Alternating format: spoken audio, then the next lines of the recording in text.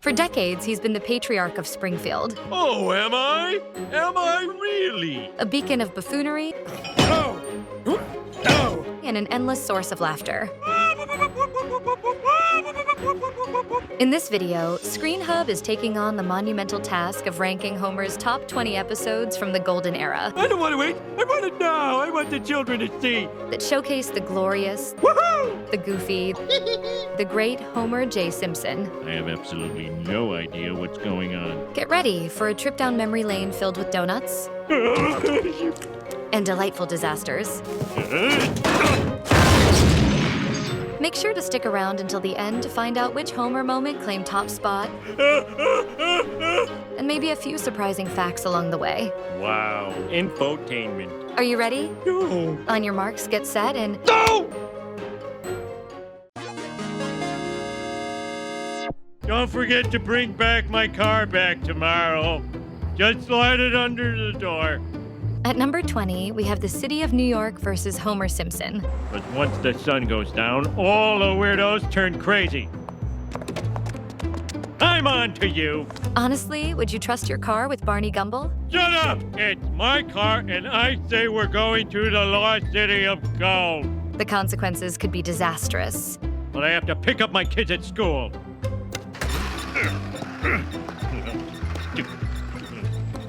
And what more, Homer finds this out as he must journey to his most hated of all cities, New York is a hellhole. And you know how I feel about hellholes. New York. Nothing good has ever come out of New York City. The people, Hey, I'm not a bum. Thanks, but I don't need... Okay, if you insist, but... Fair change, lady. Ugly cheapskate. the places, What the hell is this thing? the food. Ugh! Oh, jeez. I'll take a crab juice. Homer must battle them all to ensure he gets his beloved pink automobile back to Springfield. I'm getting out of this town alive if it kills me. It's a tale of suburban bewilderment in the face of urban chaos. Hey, everybody! I'm Peter Pantsless! A love letter, Don't you start! albeit a slightly sarcastic one, Ow! Ow! to the Big Apple, Don't even think about it, pal. and a testament to Homer's uncanny ability to turn any situation into a hilarious disaster.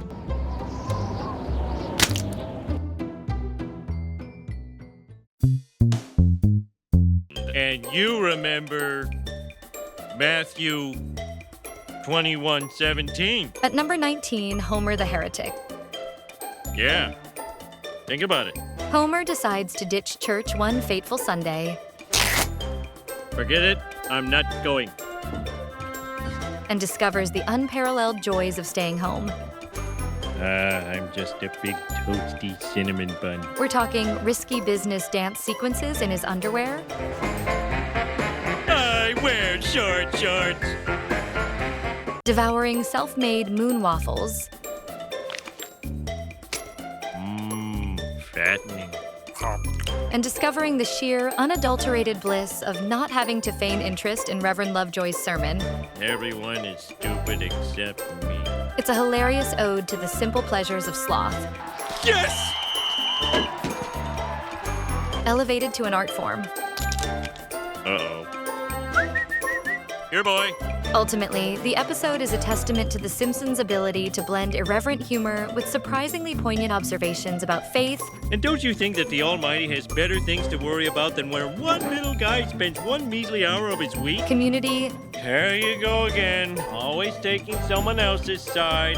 Flanders, the water department. and the importance of not burning down your house.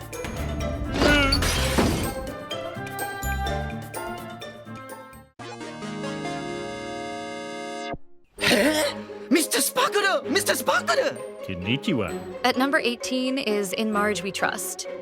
Volunteering is for suckers. Do you know that so-called volunteers don't even get paid? The episode cleverly balances Marge's earnest attempts to help her fellow citizens with Homer's hilariously bizarre subplot, Okay, who's up for some scrounging? involving a Japanese detergent box with his face on it. But Marge, I'm obsessed with it. Where did it come from? What is it a box of? Hold my face, get on it! Homer's descent into paranoia over his Japanese doppelganger delivers the kind of surreal comedy that only The Simpsons can pull off. Thank you. May I please use your phone? Is it a local call? Yes. Even though this episode focuses on Marge, Now who's going with Daddy to the dump? you have to admit,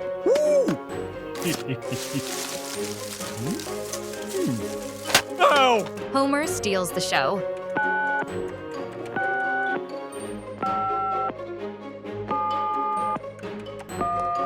Did you know that in the opening title sequence of later seasons of The Simpsons, Marge can be seen buying Mr. Sparkle at the grocery store? Come on, kids. Let's go home. We are home. That was fast.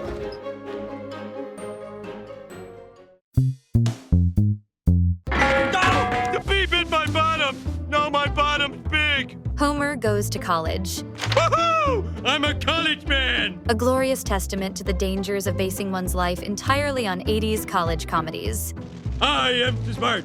S-M-R-T. I mean S-M-A-R-T. This episode is a comedic tour de force, What the hell are you talking about? proving that Homer Simpson, when unleashed on a university campus, Nerd!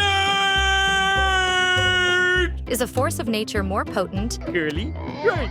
Curly, right. No! and significantly less radioactive Roar!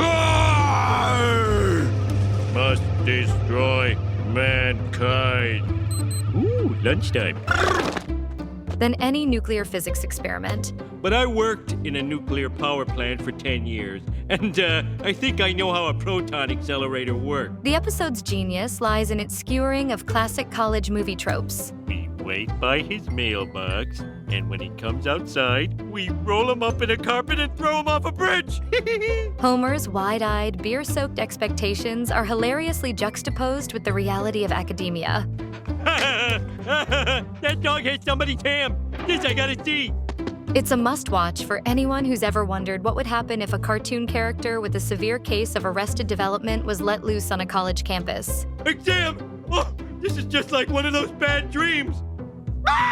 Just don't ask Homer to stay in class, Then kiss my curvy butt goodbye. guard a bee, Oh, you guys are pathetic. No wonder Smithers made me head bee guy. or look after somebody's ham roast. Come on, give me that ham, you stupid dog. Come on, give me that.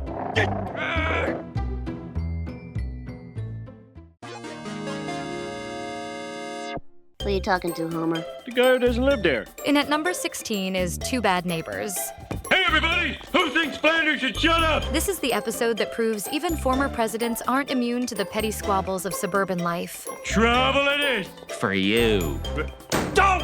When George Bush moves to Springfield, Hey, what's wrong with this neighborhood? what starts as a polite howdy do quickly devolves into a prank war of epic proportions. It's all in the Bible, son. It's the prankster's Bible. This episode is a masterclass in escalating absurdity. Stupid president. Why couldn't he just stay in his own state? It's not a political satire, Marge, would you love me more if I were president? Because I'll do it if it'll make you happy. but rather a gleeful look at neighborly disputes, with Homer and Bart as the instigators-in-chief. I'm going to punch George Bush in the face. Key moments of comic brilliance include Homer's jealousy of George Bush, He spanked you? You? Bart Simpson? leading to increasingly ridiculous attempts to one-up him, 200 bottle rockets and George Bush doing toe touches by an open window. Homer's yard sale crooning, Hey, big spender! Dig this splendor! the wig prank, Hey! Looking good, brother. and finally the appearance of Gerald Ford, who ends up bonding with Homer. Jerry, I think you and I are gonna get along just fine. No! Did you know that this episode was the very first in which Disco Stew ever appeared in The Simpsons? Disco Stew likes disco music.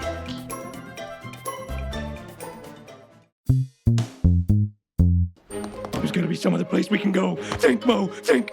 Team Homer. You can do it, Otto. You can do it, Otto. Help each other out.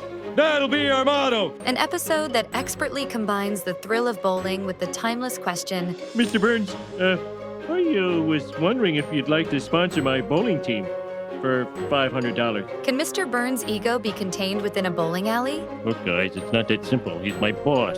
The answer, as you might expect, is a resounding no. No, I want roast beef, you clod! This episode sees Homer form a surprisingly competent bowling team, Let's be the team that supports each other. only for his dreams of victory to be threatened when Mr. Burns muscles his way in, I'll give him a shot, and if he stinks, it'll be easier to tell him no. proving that even in the realm of recreational sports, God boy couldn't get a strike! absolute power corrupts absolutely. Oh, they made us! That's loser talk. You gotta start acting more like me and my team, the future league champions of the world. It's a celebration of the underdog spirit, Well, I'm tired of being a wannabe league bowler. a skewering of corporate meddling, and a reminder that sometimes Burns never gives money to anybody.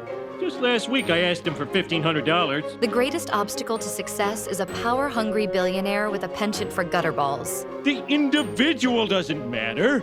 It was a team effort. And I was the one who came up with the whole team idea. Me!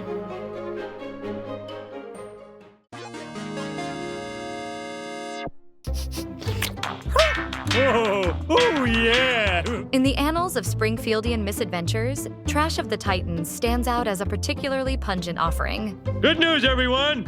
I got in a fight with the garbage men and they're cutting off our service. This episode, which sees Homer Simpson elected as sanitation commissioner, Daddy made a lot of crazy promises. is a glorious garbage heap of satire, slapstick, and surrealism.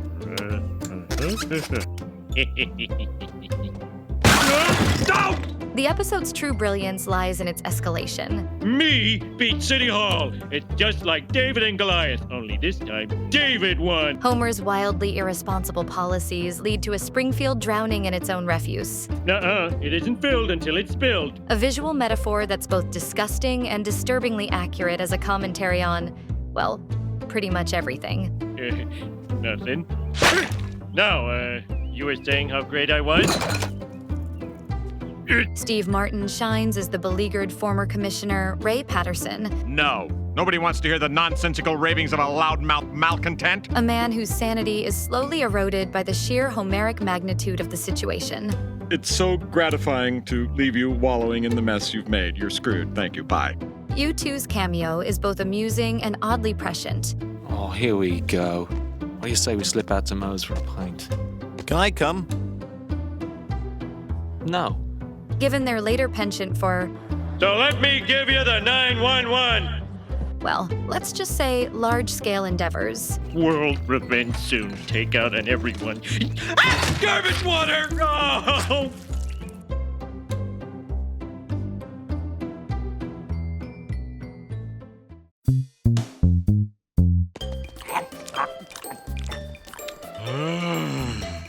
In at number 13, and unlucky for some, is Homer Badman, Oh, Dad, no! I was just grabbing a gummy Venus de Milo that got stuck to your pants. an episode that proves that even a gummy Venus de Milo can become a weapon in the culture wars. So, you don't like the old-time bikes, huh? Oh!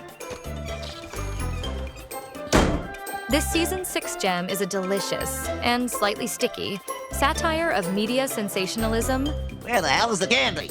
I don't know. mob mentality, It's okay, that was me. and the fine line between lust and, well, gummy appreciation. The speed with which Springfield turns on Homer, I'm counting on you to do something or say something to make it all better. Okay? Go! based on flimsy evidence and media manipulation, Come on, I'm a decent guy! is both hilarious and deeply unsettling.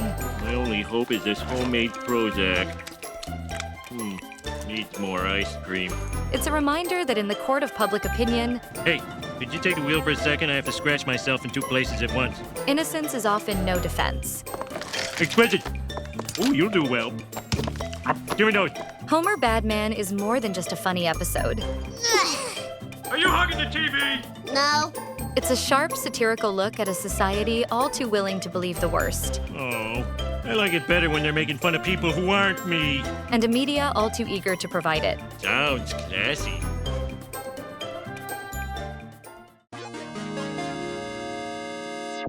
Well, this is my floor. Ah! See you tomorrow! At number 12 is The Last Temptation of Homer. Foul temptress. I'll bet she thinks Ziggy's gotten too preachy, too. A tale of lust, I guess you'll want to come in. Okay. Okay. laziness, And we won't be able to pee in the drinking fountain? and lingering loyalty. Hi, son! How are you? Ew. A classic Simpsons episode that dares to ask, What the hell was that? what if Homer wasn't just vaguely tempted by forbidden donuts, Hey, my favorite! Raspberry swirl with a double glaze. but by a forbidden romance? Oh, Mindy, you came and you gave without flaking. This episode throws our favorite nuclear safety inspector into a workplace whirlwind with the arrival of Mindy Simmons, a female version of Homer in both attitude and appetite. Yeah, that Mindy seems real nice. It's a testament to the show's brilliance that they managed to make Homer, Hello! a character usually found face down in a pile of Duff beer cans, Marty, that is so insightful. a believable object of desire. Let's have a little quality time together, just you and me. Michelle Pfeiffer's voice acting as Mindy Simmons is the icing on the cake. I guess we'll be going down together. I mean, getting off together. I mean, That's okay. The Last Temptation of Homer isn't just funny. It's surprisingly sweet. Ah, home to my loving family. It's a reminder that even the most slobbering, dim-witted of men can possess a core of loyalty. See, I got this friend named Joey Jojo Jr. Shabadoo. Albeit one that's severely tested. Stop that. I love my wife and family. All I'm going to use this bed for is sleeping, eating, and maybe building a little fort. That's it.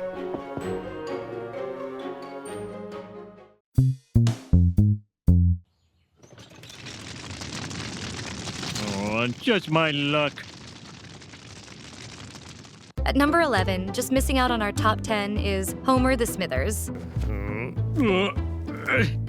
Lousy two-legged pants. Who better to fill the meticulously polished shoes of Waylon Smithers than the man who considers a clean pair of socks a formal occasion? I think Mr. Burns wants me to do some long division. It can only be Homer, the human equivalent of a dropped ice cream cone.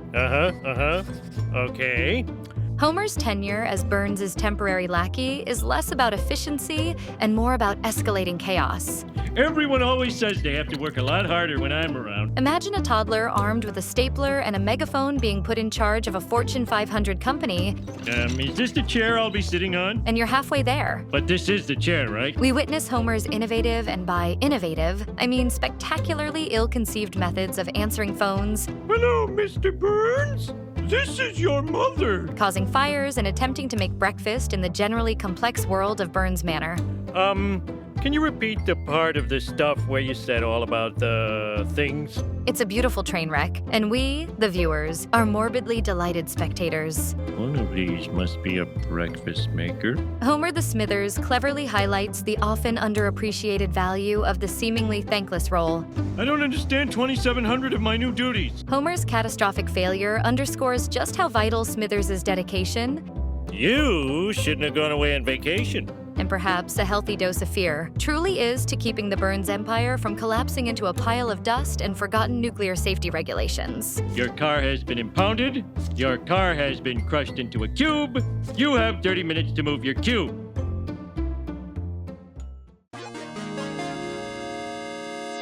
Oh, I hope I haven't upset you. Bongo head! Breaking into the top 10 is the heartwarming and hilarious episode And Maggie Makes Three. You're pregnant again? This is a roller coaster of emotions disguised as a flashback. Homer, did you polish your head in a Shino Bolo? No. We witness Homer's fleeting brush with financial freedom, I've got a plan. A plan that'll fix you good. his hilarious descent into the depths of minimum wage despair, From now on, we use regular toilet paper, not that fancy quilted kind. and Marge's uncanny ability to break bad news with the subtlety of a foghorn. Looks like you're showering Marge with gifts. With little tiny baby-sized gifts. The episode expertly balances laugh out loud moments with surprisingly tender scenes, There are pictures. I keep them where I need the most cheering up. culminating in that iconic do it for her montage. just in one ear and out the other with you, isn't it, Marge? It's a testament to the show's golden era, proving that even a cartoon about yellow people can deliver a gut punch of feelings.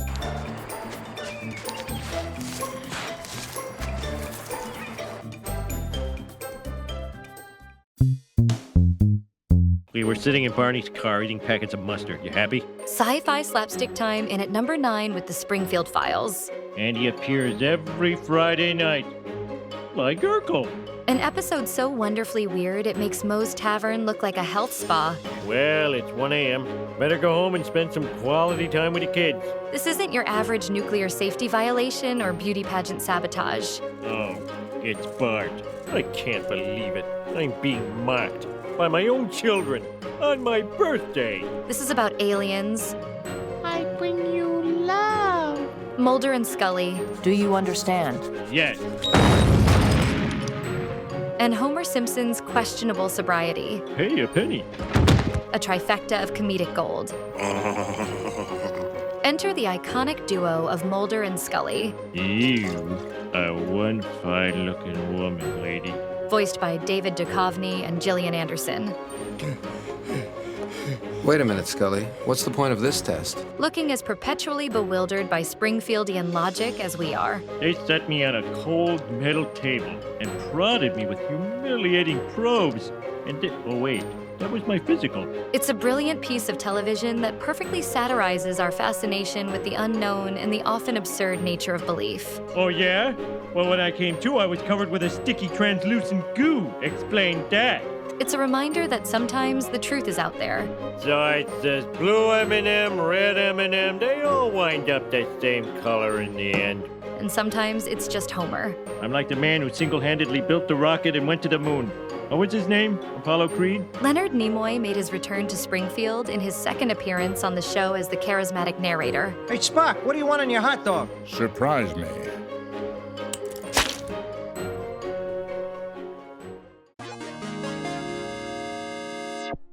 Apu, if it'll make you feel any better, I've learned that life is one crushing defeat after another until you just wish Flanders was dead. At number 8 is Homer and Apu, a true gem in the Simpsons' overflowing treasure chest.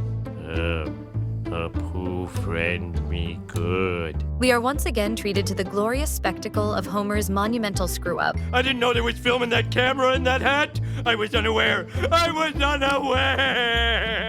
This time involving the minor detail of Apu's livelihood. Don't be alarmed, Apu. Just go about your daily routine like I'm not wearing the hat.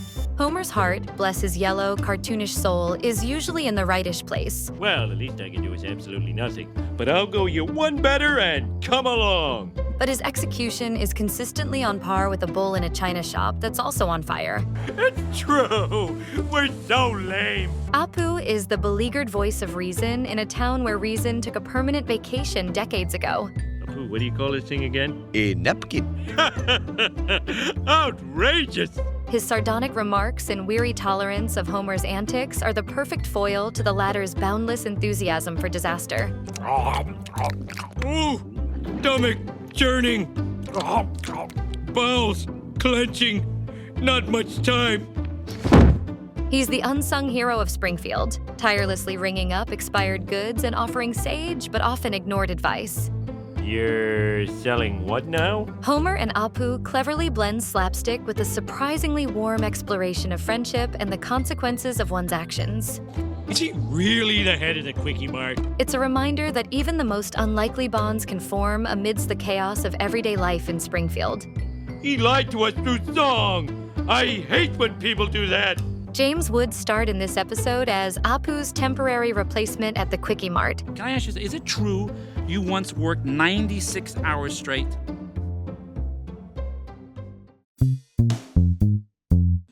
Hey, Flanders, over here. I got us some kick seats.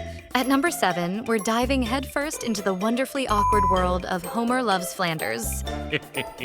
We don't need her at all anymore. We witness Homer in a moment of profound clarity. Flanders, I decided I'd like to go to the game with you. Realize that his neighbor, Ned Flanders, is, well, kind of great. Nacho, man. He's got the power of prayer, Why do you mock me, O Lord? a suspiciously well-maintained lawn, Oh! Almost! Boy, that was close. Hey, what's up for today, Nettie? and a wife who bakes like an angel.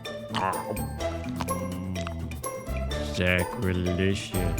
This epiphany sends Homer spiraling into an obsession that would make even the most devoted fan blush. Here comes fun! Ow! It's less neighborly affection and more full-blown Stage 5 clinger territory. Let's get in a quick 9 down at the pigeon putt. Homer Loves Flanders is a brilliant exploration of the fine line between admiration and obsession, We'd all be known as the Simpsons. delivered with the Simpsons' signature blend of sharp wit and slapstick humor. They don't call me Springfield Fats just because I'm morbidly obese. A dynamic built on Homer's oblivious chaos and Flanders' unwavering, if occasionally strained, good nature. You will be called Stitch Face. You've gotta love the hedge scene, right?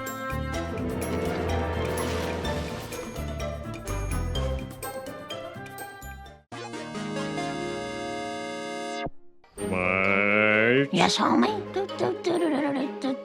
That's it! In at number 6, Homie the Clown, the episode where Homer Simpson, Homer! a man whose intellectual pursuits typically involve deciphering the nutritional value of various donuts, decides that what his life truly needs is a career in clowning. Here's your giraffe, little girl. Because, subtlety and nuance have always been his strong suits. Steady, steady. We witness the glorious transformation of a safety inspector into Krusty's understudy, I've never had a pair of pants that fit this well in my life. a development that makes about as much sense as Moe opening a chain of etiquette schools. That advertisement had no effect on me whatsoever. And then there's the Mafia. What keeps doing that? Because what's a good episode of The Simpsons without a healthy dose of organized crime mistaking a bumbling buffoon for a celebrity? You weren't complaining when I got you this close to Chachi. The escalating threats and Homer's utter obliviousness to the danger are just perfect. Hey, what are all these holes? These are speed holes. They make the car go fast.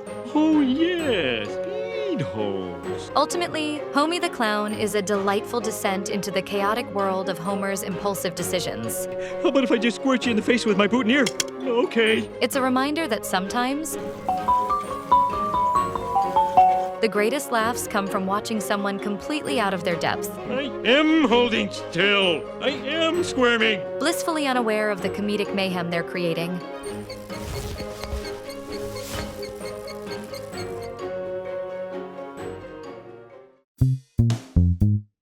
Hey, Fatty! I got a movie for ya. A Fridge Too Far. The first in our top 5 episodes is, of course, King Size Homer. I can. Nay, I must eat everything I've always wanted. This isn't just an episode. Someone's in here. It's a glorious monument to the American dream Well, we'll just see about that, little Miss Smart Guy. of avoiding work through sheer, glorious girth. Well, that's a plus. Our beloved Homer, in a stroke of genius only a man whose brain is frequently visited by rogue crayons could muster, Not too shabby. discovers that tipping the scales past 300 pounds earns him disability status I'm never gonna be disabled. I'm sick of being so healthy. and the right to work from home. Of course. And what does this vital home-based work entail? Washing my fat guy hat, honey. Monitoring a nuclear safety console via a drinking bird. I'm not saying it isn't sleazy, honey. Yes, you heard that right. Okay. Watching Homer navigate his newfound freedom, which mostly involves wearing muumuus, I don't want to look like a weirdo. I'll just go with a muumuu. is a masterclass in Schadenfreude. Yes, sweetheart. Easing himself into a blissful, sedentary existence is only rivaled by his utter panic when the drinking bird inevitably malfunctions. I got someone to cover for me. Threatening a nuclear meltdown he's too portly to prevent. Give me my dignity. I just came here to see Honk If You're Horny in peace. King-size Homer isn't just funny. Honey, I'm purposely gaining 61 pounds to get on disability. It's a surprisingly sharp satire on societal attitudes towards work, could you give me a little push in the opposite direction? Disability, Yeah, especially your big fat... Oh, wait. and the lengths people will go to for a little bit of comfort and even a garbage bag full of cinema popcorn. What can I do to speed the whole thing up, Doctor? It's a reminder that sometimes the biggest laughs come from the most ridiculous situations, Gas brake hog. Gas brake hog. Hug, hug, punch. especially when they involve a yellow man. Hey, buddy, you gonna slow your car down? Let me in because I'm a big fat guy and I can't go anywhere because there's gonna be some poison gas. And the fate of Springfield hanging in the balance of a thirsty avian automaton.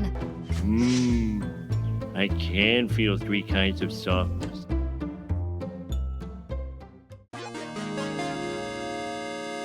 Do I ever? It's 5 years later and I still think I'm a chicken. I'm a chicken, Marge. At number 4, and just missing out on our bronze spot, is Homer the Great. Ow, ow, ow, ow, ow.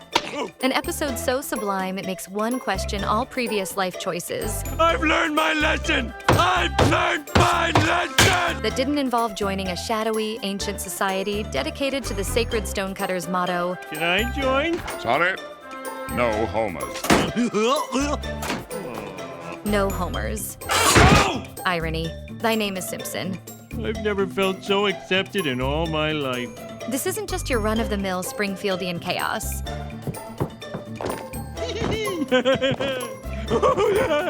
It's a brisk walk into the hallowed halls and secret tunnels of a fraternity so exclusive. Shut up. Their initiation ritual involves paddling new members with a ceremonial oar. Hey, have you ever noticed that the crossing the desert is a lot like the unblinking eye? And who, through a series of hilariously improbable events involving a birthmark and destroying an ancient text, Huh? Oh, yeah. Thanks, Lenny. becomes their chosen one. I always wondered if there was a god. And now I know. There is. And it's me. It can only be Homer J. Simpson. Get out of here! Homer the Great is packed with quotable lines, I'm going outside to stalk. sight gags that reward repeat viewings, Whoop. and a plot so ludicrous it somehow manages to be both utterly ridiculous and strangely compelling.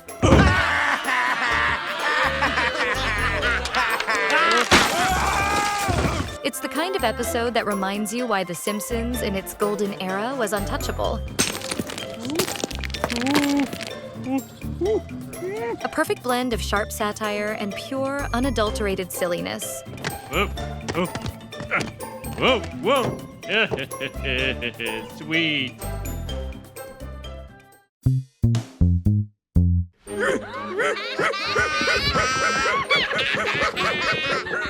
Taking the bronze medal and in the gripping saga of Deep Space Homer, Are we there yet? I'm thirsty. NASA, in a moment of peak decision-making, Default. decides the best way to boost public interest in space travel is to send a complete and utter nincompoop into orbit. Enter Homer J. Simpson. Hey, Homer. Hey. Selected not for his scientific prowess, Who's doing what now? which hovers somewhere around that of a particularly dense nebula, Maybe I do have the right. What's that stuff? but for his uncanny ability to consume vast quantities of potato chips in zero gravity. I'll take care of this. What ensues is a cosmic comedy of errors. What's this? There once was a man from Nantucket who's... Homer grapples with the complexities of space, Go! Stupid bar! mostly by trying to eat things, Shut up! And another thing, how come I can't get no tang round here? and has a profound philosophical debate with a carbon rod. I'll show him inanimate! Yay! Said rod becomes the unlikely hero of the mission, Aha! Now I'll bust that pretty face of yours! eclipsing Homer's own questionable contributions. I believe there is still a little something called the swimsuit competition. The episode hilariously skewers our celebrity-obsessed culture, Just like the time I could have met Mr. T at the mall. suggesting that sometimes a simple carbon rod can garner more adoration than a man who almost doomed a space mission with his insatiable hunger. Stupid carbon rod. It's all just a popularity contest. And truly a stellar addition to the Simpsons galaxy of comedic genius. The only danger is if they send us to that terrible planet of the apes.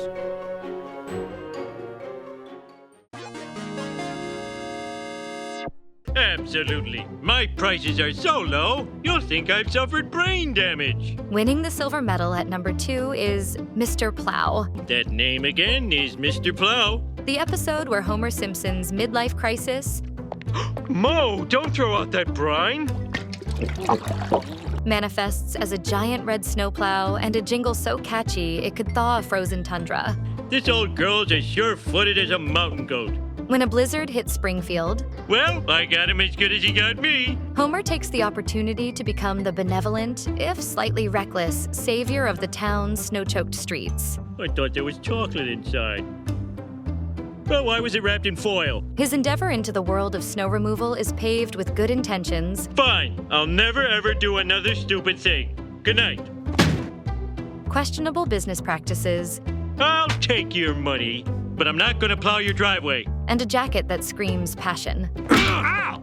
Meanwhile, Barney Gumble, 20% off at Lullabies! in a moment of surprising sobriety, Well, wishing won't make it so. also invests in a plow, Barney, you stole my idea. becoming the formidable Plow King. Hello, Plow King.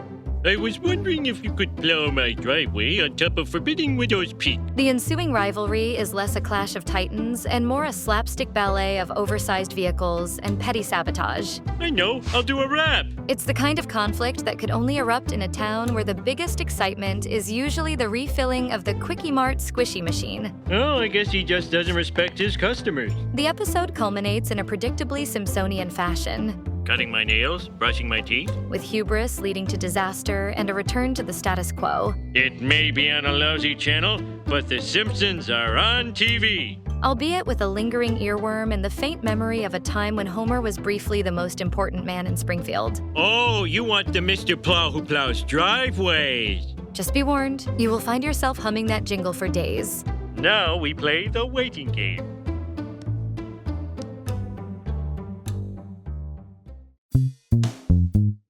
Take me out to the ball game. Take me out to the ball. What happens when you introduce a genuinely hardworking, salt-of-the-earth human being into the swirling vortex of Homer J. Simpson's beautiful, chaotic idiocy? I don't know. I'm kind of dizzy. I should probably go home sick. The answer, my friends, is pure dark comedy gold in the form of Frank Grimes in our #1 episode, Homer's Enemy. Hi, grimy old buddy.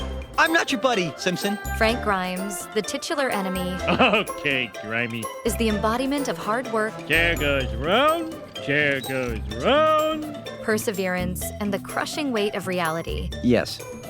My name is Frank Grimes. He's the anti-Homer, Would you like to see my Grammy Award? No! a man who has clawed his way through life while Homer has stumbled into it backwards, landing in a pile of donuts and nuclear safety violations.